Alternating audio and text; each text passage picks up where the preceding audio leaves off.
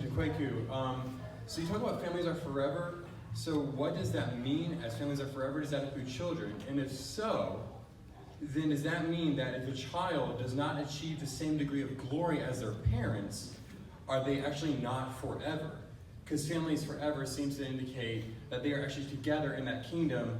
Because just like you say, like that Jesus is not necessarily in presence of the celestial kingdom, then it seems like that same thing would apply to the parents to their children, the children to their parents, however that may fall. Right, so Elder Bednar clarified a couple years ago that the way we often look at heaven or forever families are little tents or suburban houses in cul-de-sacs with a nuclear family. That's not the doctrine laid out in the church. The doctrine is to seal everyone together. An eternal family is the children of God. All human beings are together, united as one.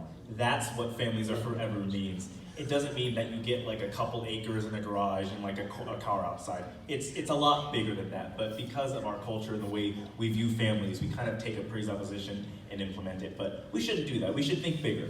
When Joseph Smith sealed people, or for example, propositioned a young lady to enter into plural marriage with her, he would promise her sealing her up to exaltation. So he had a kind of more Calvinistic view, sort of, to sealing at the time. And as Latter-day Saint history grew, it kind of extracted out from that into the second anointing, which I want you to Google. And there's another Google. You got the Divine Tentacles quote by Latter-day Saint, the Divine Tentacles quote. So James E. Faust in the General Conference, to refute the common LDS cultural understanding of the Tentacles quote, he argues that Latter-day Saint children, if they're to actually be sealed in the effective way, relationally together with family, their exaltation, quoting him, must be fully earned.